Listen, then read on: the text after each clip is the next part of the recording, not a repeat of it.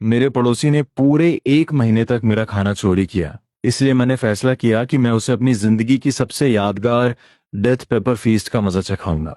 मैंने delivery note में साफ लिख दिया कि मुझे बहुत ज्यादा तीखा खाना पसंद है और अगर तीखा नहीं हुआ तो मैं बैड रिव्यू दूंगा। और फिर मैंने उसमें दुनिया की सबसे तीखी डेथ पेपर एसेंस का आधा कैन मिला दिया। हमेशा की तरह उसने मेरे डोरबेल की तरफ अपनी मिडिल फिंगर दिखाई और बड़े घमंड से मेरा टेक अवे उठा लिया। रात के ठीक 1 बजे ऊपर से एक दिल दहला देने वाली चीख सुनाई दी, हल्ला। फिर एक एम्बुलेंस आई और उसे ले गई। पुलिस मेरे पास आई और कहने लगी कि मुझ पर पॉइजनिंग का शक है। मैंने बड़े आराम से वो वीडियो बाहर निकाला जो उसकी चोरी की करतूत का सर्विलेंस वीडियो था, और साथ ही अपनी वो हालिया पोस्ट भी दिखाई जिसमें मैंने लिमिट हॉट पेपर चैलेंज को स्वीकार किया था। पर ये नेट इतना लैग क्यों मार रहा है? ऐसा तो नहीं होना चाहिए। मैंने अभी अभी 100 मेगाबिट्स ब्रॉडबैंड में अपग्रेड किया है।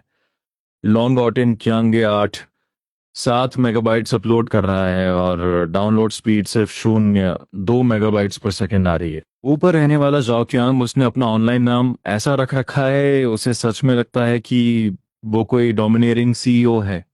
छोड़ो, उससे बात करना ही बेकार है, सिर्फ अपनी थूक बर्बाद करना है। मैंने अपना वाईफाई पासवर्ड बदल दिया, नंबर्स और सिंबल्स को मिक्स करके पूरे 16 डिजिट्स का। अब जरा गैस करके दिखाओ।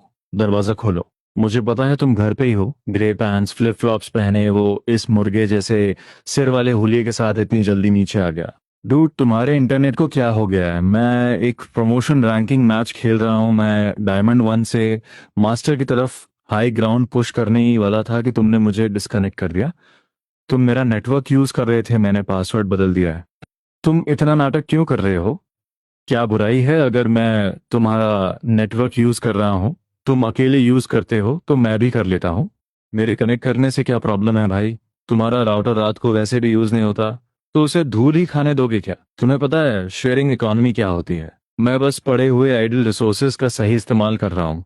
जाओ क्यांग, ये मेरी पर्सनल प्रॉपर्टी है, मैंने तुम्हें से यूज करने की परमिशन ही दी थी। ओह, इतने स्टिंजी मत बनो। मैं तुम्हें पैसे देने से मना थोड़ी कर रहा हूँ। मैं अगले महीने तुम्हें इंटरनेट फी के तौर पर 5 युआन दे दूंगा, ठीक है? अब जल्दी से मुझे नया पासवर्ड बताओ, मेरे टीममेट्स वेट कर रहे हैं, वो पब्लिक स्क्रीन पर मुझे गालियां दे रहे हैं। इसकी कोई जरूरत नहीं है। मैं अपना इंटरनेट किसी से शेयर नहीं करता। तुम्हारा मतलब क्या है? जो साफ साफ कहा वही मतलब है। अगर मैंने तुम्हें दोबारा मेरा वाईफाई यूज करते पकड़ा तो मैं सीधे पुलिस को कॉल कर दूंगा। हाँ हाँ, कर दो पुलिस को कॉल। सिर्फ इंटरनेट यूज करने के लिए तुम पुलिस बुलाओगे? क्या लगता है पुलिस ये सब हैंडल करेगी? ये कितनी ट्रिवियल मैटर है, हम पड़ोसी हैं। अगर तुम इस रिलेशनशिप को इतना स्टिफ बनाओगे तो इसमें तुम्हारा क्या फायदा है? ठीक है भाई, तुम कुछ ज्यादा ही अरविंद बन रहे हो। चलो वेट एंड सी, तुम बाद में बहुत पछताओगे। महीने का 5 युआन इंटरनेट के लिए है। सुनो सब लोग, मैं जरा ईमानदारी से एक बात कहता हूँ। आजकल के यंग पीपल सच में दिन ब दिन और इम्पोलाइट होते जा रहे हैं। ऐसी छोटी छोटी बातों के लिए वो पूरे नेबरहुड रिलेशनशिप को खराब कर देते हैं। हम सब एक ही कम्युनिटी में रहते हैं। जब हम एक ही कम्युनिटी में रह रहे हैं तो मिलकर क्यों नहीं रह सकते? यंग पीपल, तुम्हें थोड़ा ओपन माइंडेड होना चाहिए। सही कहा। पास का पड़ोसी दूर के रिश्तेदारों से कहीं बेहतर होता है। क्या तुम आराम से बात नहीं सुलझा सकते थे? आजकल लोग बहुत पेटी हो गए हैं। बिना नाम ये ही सब अच्छी तरह जानते थे कि तुम किसके बारे में बात कर रहे हो। जाओकियान, तुम सच में इस काम में बहुत माहिर हो। तुम खुद को एक अच्छे इंसान के रूप में प्रोजेक्ट कर रहे हो जो नेबरहुड हार्मोनी की फिक्र करता है, और मुझे एक पेटी और चिड़चिड़े यंग मैन की तरह दिखा रहे हो। चलो छोड़ो, इस बारे में बात नहीं करते। और मैं इस बात को ज्यादा बढ़ाना भी नहीं चाहता। हम पड़ोसी हैं, हमें आगे भी साथ में ही रहना है, तो बस ऐसा दिखावा करते हैं जैसे हमने कुछ देखा ही ना हो। पीछे हटकर आगे बढ़ने की चाल बहुत चालाक है। शानदार। उस मंडे से हर रात ठीक 10 बजे ये नाटक शुरू हो जाता था और फिर आखिरकार रुकता था। लगातार 3 दिनों से ये एकदम टाइम पर हो रहा था, एक अलार्म क्लॉक से भी ज्यादा एक्यूरेट। नहीं, नॉइज कैंसलिंग हेडफोन्स आवाज को तो दबा सकते हैं पर इस वाइब्रेशन को नहीं रोक वो जो लो फ्रीक्वेंसी और लगातार होने वाला इम्पैक्ट था, वो किसी हथौड़े की तरह सीधे नसों पर एक के बाद एक वार कर रहा था। नहीं, अब तो मुझे ऊपर जाना ही पड़ेगा। आप लोग रात को क्या करते रहते हैं? हर रात 10 से 11 बजे के बीच ऊपर से बहुत शोर आता है। क्या आप लोग प्लीज थोड़ा धीरे आवाज करेंगे? क्या तुम्हें दिखाई नहीं देता कि बच्चे नेचुरली थोड़े लाइवली होते हैं? बच्चे घर में भागेंगे कूदेंगे, बॉल खेलेंगे, स्केटबोर्ड चलाएंगे, इसमें क्या प्रॉब्लम है? तुम एक एडल्ट होकर बच्चों की बातों का बुरा मान रहे हो। वह लाइवली हो सकता है, लेकिन आपको नीचे रहने वाले पड़ोसियों का भी ध्यान रखना चाहिए। इस समय वैसे भी बहुत रात हो चुकी है। तुम्हें नहीं पता कि बच्चों की एजुकेशन के लिए ये कितना इंपॉर्टेंट है। बच्चों को एक्सरसाइज की जरूरत होती है ताकि वो अपनी एनर्जी को रिलीज कर सकें। तुम क्यों चाहते हो कि वो बिल्कुल शांत बैठें? मैं ये नहीं कह रहा कि बच्चे लाइवली नहीं हो सकते, लेकिन इसकी भी एक टाइम और ओकेजन की रिस्ट्रिक्शन होनी चाहिए। तो फिर तुम यहां मत रहो। अगर तुम्हें लगता है कि हमारा घर बहुत ज्यादा नॉइजी है, तो तुम कहीं और मूव कर जाओ। हम अपने ही घर में तुम्हारे हिसाब से क्यों चले? तो फिर ठीक है, मैं कोई दूसरा रास्ता ढूंढता हूँ। जो सोचना है सोचो, जो सोचना है सोचो। इनसे बहस करना बेकार है। इनका लॉजिक बिल्कुल इनविंसिबल है। ठीक है ठीक है, तो फिर अब मुझे भी रूड होने के लिए मत कोसना। डाल्यू, तुमने पिछली बार जिस रेजोनेंस स्पीकर के बारे में बताया था, हाँ वही वाला, मुझे उसका लिंक सेंड कर दो। हेलो आंटी ली, आज सुपरमार्केट में एक्सपो सेल लगी है। क्या आप देखने चलना चाहेंगी? वेल, तुम तो अब हेलो भी नहीं बोलते। परसों ही तो तुमने मेरी तारीफ की थी जब मैंने तुम्हारा शॉपिंग बास्केट उठाने में मदद की थी। शाओलिन सिस्टर जंग, जब हम ऊपर नीचे रहते हैं तो हमें चीजों को आपस में सुलझा लेना चाहिए। यंग पीपल को इतना गुस्सा शोभा नहीं देता। सिस्टर जंग, अगर किसी दिन कोई आपकी चीजें ऐसे ही उठाकर ले जाए, तो क्या आप तब भी टॉलरेंस की बात करेंगी? क्या मेरे लिए भी ये वैसी ही बात नहीं है? इसमें क्या अंतर है? कृपया डिवाइस को लोड बेयरिंग वॉल या सीलिंग के बिल्कुल करीब रखें। ध्यान रहे कि कांटेक्ट सरफेस एकदम फ्लैट और फॉर्म होनी चाहिए। 30 हर्ट्ज, 40 हर्ट्ज, 50 हर्ट्ज। दीवारें अब कांप रही हैं, बहुत हल्की सी। लेकिन अगर ऊपर रहने वाले लोग फ्लोर पर नंगे पैर घूमेंगे तो उन्हें ये पक्का महसूस होगा। और सबसे मजेदार बात यह है कि ये वाइब्रेशन ऐसी लग रही है जैसे जैसे उनकी खुद की फ्लोर के नीचे से आ रही हो। उन्हें लगेगा कि घर में ही कोई रेजोनेंस हो रहा है। वो मुझ पर कभी शक नहीं करेंगे। आज रात के ठीक 10 बज चुके हैं और ये एकदम टाइम पर शुरू हो गया। आज चौथा दिन है और बच्चे के भागने की वो आवाज अब बंद हो चुकी है। यही सही टाइम है। ऊपर अब पूरी तरह शांति है। हे, इस फ्लोर को क्या हो गया है? ये ऐसे कांप क्यों रहा है? क्या तुम्हें कोई वाइब्रेशन महसूस नहीं हो रही? मेरे पैरों के नीचे लगातार एक हमिंग साउंड आ रही है। तुम्हें सच में फील नहीं हो रहा? क्या नीचे रहने वाला कोई कुछ कर रहा है? नहीं, वो कोई रेनोवेशन तो नहीं कर रहा। क्या इस घर में ही कोई गड़बड़ है? ये तो बस एक फीडबैक है, बिल्कुल एक शीशे की तरह, जो तुम्हारी दी हुई तकलीफ को ही तुम्हें वापस रिफ्लेक्ट करके दिखा रहा है। मैं इन दिनों लगातार फ्लोर को कांपते हुए महसूस कर रहा हूँ, और जब मैं सोता हूँ तो मेरा बिस्तर भी हिलता है। मुझे तो ऐसा कुछ फील नहीं होता। क्या तुम बहुत ज्यादा थक गए हो? नहीं यार, मेरे बच्चे को भी चक्कर आने जैसा फील हो रहा है। तुम्हें लगता है कि इस बिल्डिंग की फाउंडेशन में ही कोई प्रॉब्लम है? तो फिर तुम प्रॉपर्टी मैनेजमेंट के पास जा सकते हो। प्रॉपर्टी मैनेजमेंट को ढूंढने का क्या फायदा? वो फाउंडेशन की प्रॉब्लम ठीक थोड़ी कर सकते हैं। छोड़ो यार, वैसे भी ये एक रेंटल हाउस है, तो बस जैसे तैसे झेल लो। वो मेरे पास शिकायत लेकर नहीं आए क्योंकि उनके पास कोई एविडेंस नहीं था, कोई वजह नहीं थी, और वो इस बात को लेकर पक्के भी नहीं थे कि ये फीलिंग बाहर से आ रही है। लेकिन शोर पक्का कम हो गया था, यानी पहला स्टेप कामयाब रहा। Red oil hot pot beef, golden soup fat beef, spicy hot pot delivery में अभी 35 मिनट्स का समय बाकी है, जो कि ठीक है। हेलो, आपका टेक अवे आ गया है। मैंने इसे नीचे एक्सप्रेस कैबिनेट में रख दिया है। कैबिनेट नंबर B07 है। प्लीज इसे जितनी जल्दी हो सके पिक कर लीजिए। ठीक है, थैंक यू भैया। पर ये तो खाली है। ये तो गलत है। अभी सिर्फ 6:50 हुए हैं और इसे पूरे 8 मिनट पहले ही पिक कर लिया गया था। पिछले 3 सालों में मेरे साथ ऐसा पहली बार हुआ है। कृपया इसे नीचे डिलीवरी कैबिनेट में रख दीजिए। Thank you. 30 मिनट्स वेट, ऐसा कैसे हो सकता है? हेलो भैया, मैंने ही वो स्पाइसी हॉट पॉट ऑर्डर किया था। आपने कहा था कि वो कैबिनेट B12 में है, सही ना? हाँ, मैंने खुद उसे अंदर रखा था और दरवाजा भी बंद किया था। मैंने उसकी फोटो भी ली थी। पर ये कैबिनेट तो खुला हुआ है और इसके अंदर कुछ भी नहीं है। ऐसा नहीं हो सकता, शायद कोई इसे उठाकर ले गया। इस कम्युनिटी में आजकल ऐसा नज़ारा अक्सर देखने को मिल रहा है।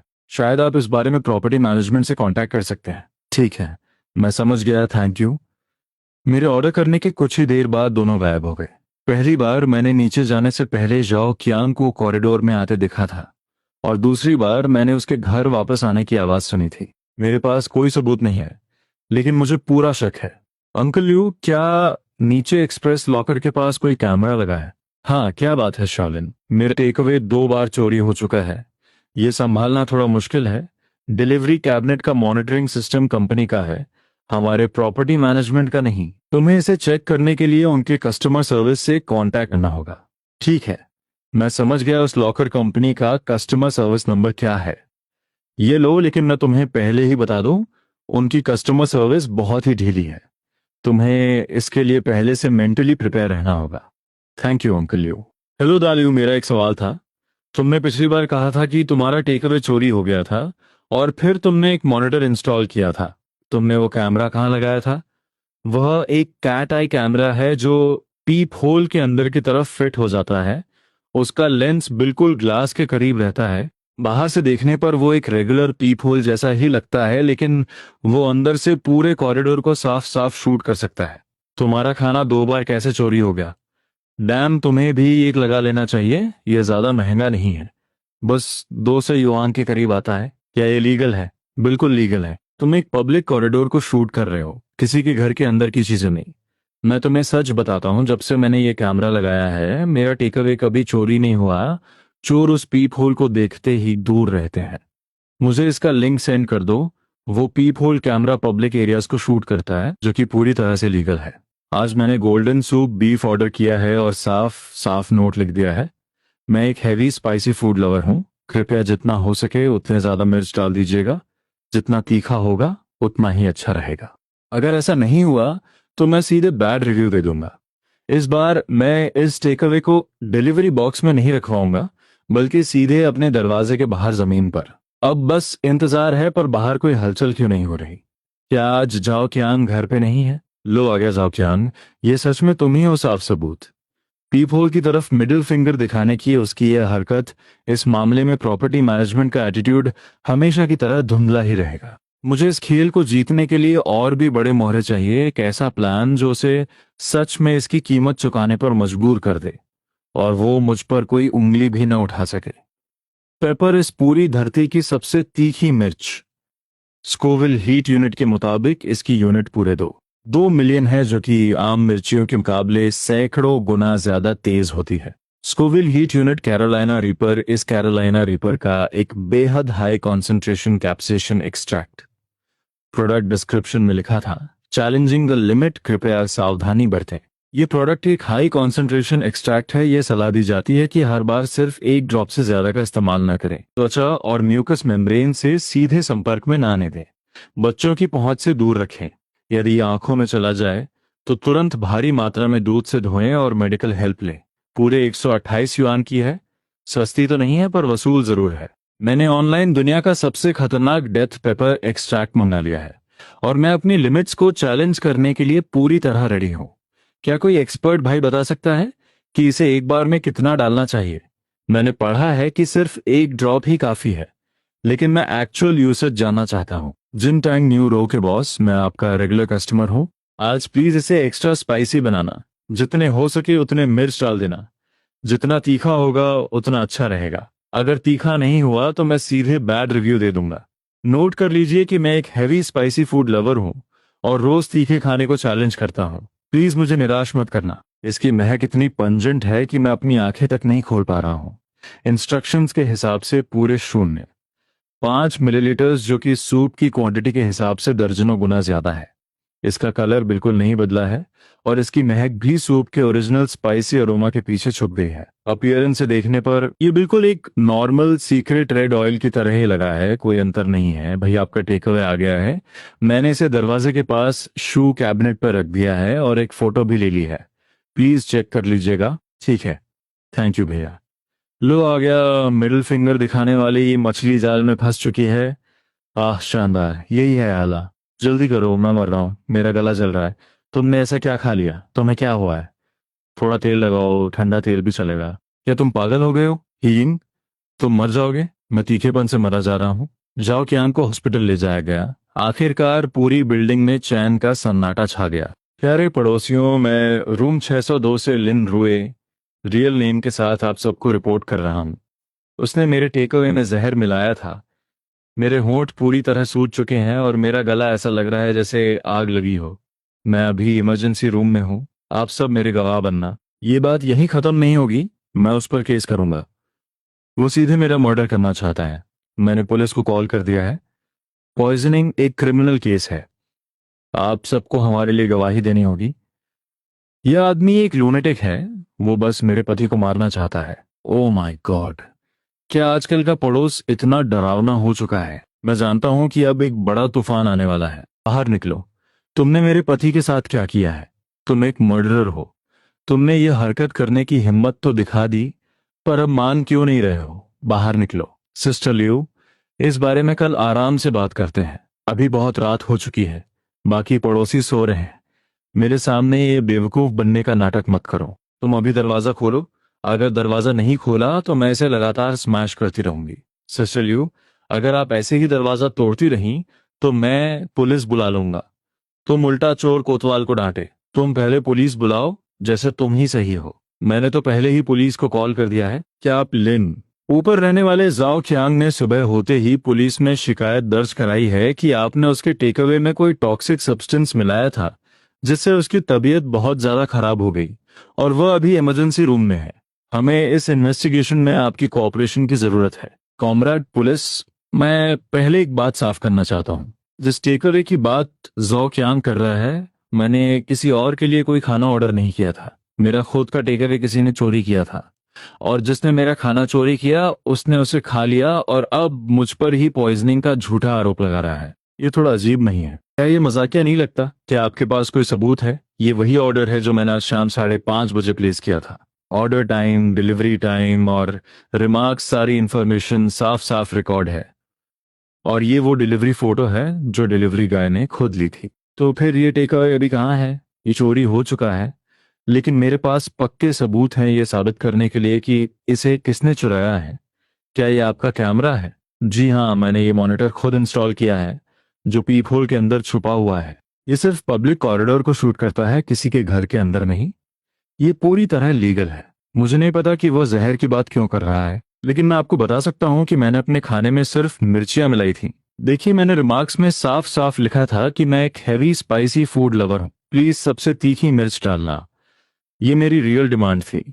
3 दिन पहले मैंने चिली एक्सट्रैक्ट के बारे में इंटरनेट पर एक वीडियो भी पोस्ट की थी। तो आपका मानना है कि जाओ कियांग की ये हालत आपके खुद के लिए तैयार किए गए सुपर स्पाइसी टेकअवे को चोरी करके खाने की वजह से हुई है? मुझे पूरा यकीन है कि मैंने कोई पॉइजनिंग नहीं की है। मैंने खाना खुद अपने लिए मंगाया था और नोट भी खुद लिखा था। अगर किसी ने इस खाने को चुराया और उसे खाने का फैसला किया, तो उसे अपने इस फैसले के कॉन्सिक्वेंसेस खुद ही भुगतने होंगे।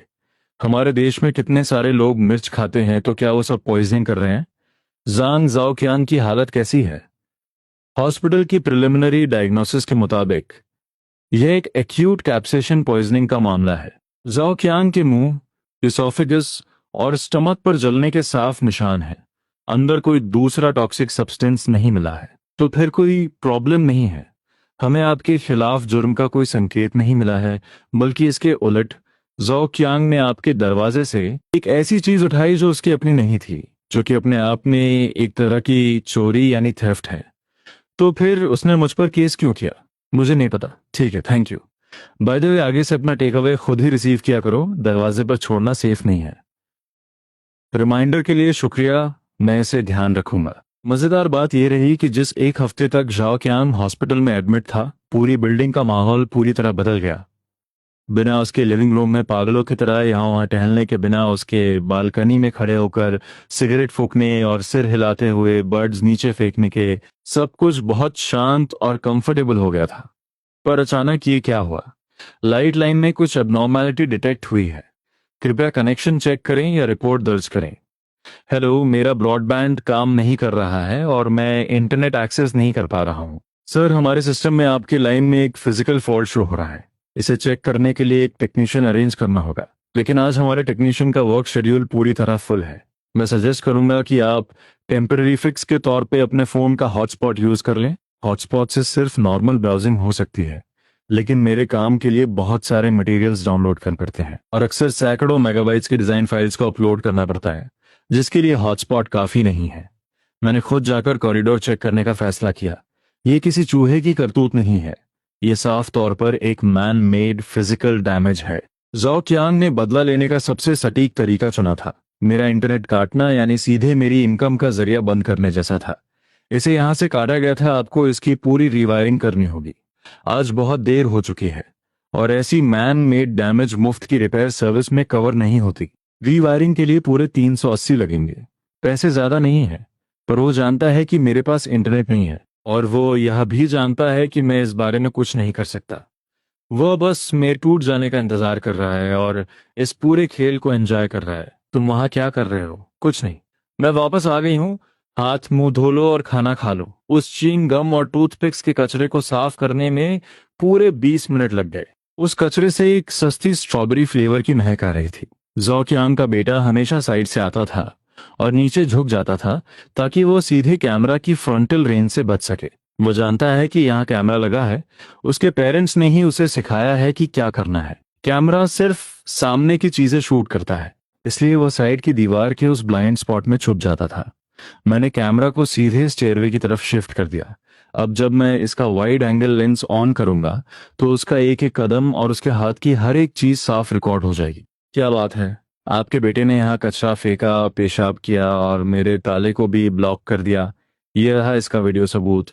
इससे मेरा कोई लेना देना नहीं है। वो तो अभी सिर्फ एक बच्चा है। आप एक एडल्ट होकर बच्चों जैसी बातें कैसे कर सकते हैं? क्या एक बच्चे से बहस करना आपको शोभा देता है? यह वही पुरानी घिसी पिटी लॉजिक थी। उसकी बनाई इस दुनिया में बच्चा शब्द एक यूनिवर्सल शील्ड की तरह था। मैं उससे बहस नहीं कर रहा हूँ, मैं आपसे बात कर रहा हूँ। वो आपका बच्चा है और उसे डिसिप्लिन में रखना आपकी जिम्मेदारी है। अगर उसने आगे भी ऐसा करना जारी रखा तो मैं कड़े कदम उठाऊंगा। तुम क्या कर लोगे? पुलिस को कॉल करूंगा। पुलिस बुलाकर क्या उखाड़ लोगे? वो सिर्फ 7 साल का है, तुम्हें क्या लगता है पुलिस उसे अरेस्ट कर लेगी? ठीक है, मैं समझ गई। आगे से हमारे दरवाजे पर दस्तक देने की हिम्मत मत करना। मेरा बच्चा बहुत डरपोक है। अगर तुम्हारी वजह से उसे कोई प्रॉब्लम हुई तो उसके जिम्मेदार तुम होगे। जाओ क्यांग अब चालाक हो चुका था। वह खुद सामने आकर हरकत नहीं करता, बल्कि पर्दे के पीछे छुपा रहता है। वह अपने बच्चे को एक हथियार की तरह यूज कर रहा है और माइनर्स के लिए समाज के टॉलरेंस को अपनी ढाल बना रहा है। और मैं इन दोनों ताकतों के बीच फंस चुका हूँ। मुझे अब एक नए प्लान की जरूरत है। कोई ऐसा वैसा काउंटर अटैक नहीं, बल्कि एक ऐसा परमानेंट सोल्यूशन जो इस पूरे ड्रामे को हमेशा के लिए खत्म कर दे। जाओ कियांग अपनी पुरानी इलेक्ट्रिक बाइक पर सवार होकर यूनिट डोर से बाहर निकला। मेरे दिल में उसके लिए थोड़ी बहुत इज्जत बची थी। मुझे लगता था कि वह अपने खाली समय में मेहनत करता है, लेकिन अब जब मैं सोचता हूँ तो उसकी हर हरकत में कमियां नजर आती हैं। सुबह ठीक 7:12 पर जाओ क्यांग खाली हाथ बाहर निकला। पहली बात, उसके निकलने का टाइम ही गलत था, जो कि नॉर्मल डिलीवरी के रिदम से बिल्कुल मैच नहीं करता था। कभी कभी वो सुबह 9 बजे निकलता और दोपहर 3 बजे घर पे रहता था, और उसकी उस टूटी फूटी इलेक्ट्रिक बाइक पर कभी कोई फूड डिलीवरी बॉक्स नहीं लिखा। एक असली डिलीवरी राइडर के लिए फूड डिलीवरी बॉक्स एक स्टैंडर्ड पहचान होती है। बिना बॉक्स के कोई कैसे डिलीवरी कर सकता है? दूसरी बात, जब वो वापस आता तो उसके हाथों में अक्सर कई तरह के टेक अवे बैग्स और कार्डबोर्ड बॉक्सेस होते थे। मैं पहले सोचता था कि ये वो ऑर्डर्स हैं जिन्हें वो डिलीवर नहीं कर पाया, पर अब मुझे समझ आया वो डिलीवर करने वाले ऑर्डर्स नहीं थे, बल्कि वो सामान था जिसे उसने चुराया था। एक डिलीवरी मैन की ये पहचान उसका सबसे बेहतरीन कवर थी। मैंने उसके इस पैटर्न को रिकॉर्ड कर लिया। वह ज्यादातर सुबह के समय काम करता है। उसका टारगेट एरिया आसपास की प्रॉपर्टीज और पुरानी कम्युनिटीज का मैनेजमेंट होता है। जुर्म करने का समय ठीक डिलीवरी के पीक आवर्स खत्म होने के आधे घंटे बाद का होता है, जब पैकेज डिलीवर हो जाता है लेकिन रिसीवर अभी तक नीचे नहीं आया होता। यही समय का फासला उसकी चोरी की सबसे बड़ी गोल्डन विंडो होती है। हेलो, मैंने आपकी खोई हुई एक्सप्रेस डिलीवरी के बारे में पोस्ट देखी थी। मैं इस बारे में कुछ जानता हूँ, क्या हम डिटेल में बात कर सकते हैं? तुम कौन हो? मैं भी पास में ही रहता हूँ और मैं भी इस चोरी हुए पैकेज की जांच कर रहा हूँ। तुम्हारा क्या सामान खोया है? क्या तुम्हारा भी कुछ चोरी हुआ है? जी हाँ मैडम। तुम्हारा क्या खोया था? एक बॉक्स इंपोर्टेड मिल्क पाउडर का, जिसकी कीमत 1,000 से ज्यादा थी। दीदी, आपका किस ब्रांड का मिल्क पाउडर खोया था? मैं ऑनलाइन इस पर नजर रखूंगा। यह रहा वो ब्रांड और उसकी पैकेजिंग। इसे किसने बेचा था? दीदी, आपने किस पुलिस स्टेशन में इसकी रिपोर्ट दर्ज कराई थी? आप पहले हुजू को ढूंढिए, जो शायद बाद में बहुत काम आ सकता है। जाओ क्यांग के काम की स्पीड दिन ब दिन और हाई होती जा रही थी। सामान शाम के ठीक 6 बजे चोरी हुआ था और रात के ठीक 9 बजे उसे इंटरनेट पर लिस्ट भी कर दिया गया। टर्न अराउंड टाइम 3 घंटे से भी कम का था। हेलो, मैंने ईयरफोन्स को लेकर आपका मैसेज देखा था। मुझे शायद पता है कि वह सामान कहाँ है। इस बॉक्स पर एक छोटा सा स्क्रैच है। जब मैंने इसे खरीदा था तब मैंने ये नोटिस किया था। ये इंसान कौन है मैं आपको बताऊंगा कि ये कहाँ है, लेकिन पहले मुझे आपसे एक काम करवाना होगा। बस उसे फॉलो करो। उसके पास नए प्रोडक्ट्स बहुत जल्दी अपडेट होते हैं और बहुत सस्ते भी होते हैं। बंदा बहुत अच्छा है, कभी कभी तो आपके दरवाजे तक डिलीवर करने आ जाता है। ये कोई साधारण पहचान नहीं थी, बल्कि एक सोची समझी डिस्गाइज थी। तुम्हें ये सारे वीडियोस कहाँ से मिले? कैट आई कैमरा से इसे मैंने खुद इंस्टॉल किया है। ये कॉरिडोर का एरिया है जो कि एक पब्लिक एरिया है, इसलिए ये पूरी तरह लीगल है। तुम उसे कब से जानते हो? जब से मैं यहाँ मूव होकर आया हूँ तभी से मैं उसे जानता हूँ। ये सब उस वी5 इंसिडेंट से शुरू हुआ था। वाईफाई चोरी करना, दरवाजा पीटना और शोर मचाना। फिर उसके बाद टेकअवे से मिर्च वाले खाने की चोरी हुई। फिर मेरा इंटरनेट काटा गया, ताले को ब्लॉक किया गया। तो मैं उसके सेकंड हैंड अकाउंट को चेक करने का ख्याल क्यों आया? क्योंकि जब उसने खाना चलाया था तब उसने यूनिफॉर्म तो पहन रखी थी, पर उसके पास कोई डिलीवरी बॉक्स नहीं था। इसलिए मैंने उसका सेकंड हैंड अकाउंट चेक किया और पाया कि वह चोरी किए हुए डिलीवरी बॉक्सेस और सामान बेच रहा था। तुमने इस पूरे मामले को बहुत प्रोफेशनली ऑर्गेनाइज किया है। टाइमलाइन, चेन ऑफ एविडेंस और विक्टिम्स की गवाही। तुम काम क्या करते हो? मैं एक यूआई डिजाइनर हूं। अगर ये सब वेरीफाई हो जाता है तो ये पहले से ही क्रिमिनल केस बन चुका है।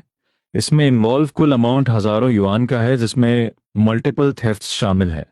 इस पर अब ऑफिशियली केस फाइल किया जाएगा। मैं समझता हूं कि तुम्हें बाद में सहयोग करना होगा, एविडेंस को पहचानना होगा और अदालत में गवाही देनी होगी। क्या तुम कोऑपरेट करने के लिए तैयार हो? जी हाँ। तुम पहले घर वापस जाओ, मैं तुम्हें इस मामले की प्रोग्रेस के बारे में इन्फॉर्म कर दूंगा। सुनो, सब लोग, हाल ही में मेरे और जॉकयान के बीच जो भी कॉन्फ्लिक्ट हुआ था उसका नतीजा बहुत जल्द सबके सामने आने वाला है। तब सबको सब कुछ पता चल जाएगा। न्याय को पाने के लिए थोड़ा पेशेंस, पक्की एविडेंस और शांत दिमाग की जरूरत होती है, और इस सब की शुरुआत खुद को प्रोटेक्ट करने से होती है। मैंने आज सुबह तीसरी मंजिल के उस निवासी को पुलिस द्वारा ले जाते हुए देखा। उसकी पत्नी और बच्चे फूट फूट कर रो रहे थे। कोई लड़ाई कर रहा था, कुछ लोग धोखा दे रहे थे। शर्लिन, आखिर हुआ क्या था? मुझे सच सच बताओ, जाओकियांग ने क्या किया है? क्या उसके सेकंड हैंड अकाउंट में कोई गड़बड़ है? सिस्टर जान, आपके बेटे ने जो कीबोर्ड खरीदा था और आपने जो सामान खरीदा था, अगर पुलिस इस बारे में पूछने आए तो बस सच सच बता दीजिएगा। आपने उसे गुड फेथ में खरीदा था, इसलिए आप पर कोई उंगली नहीं उठाएगा।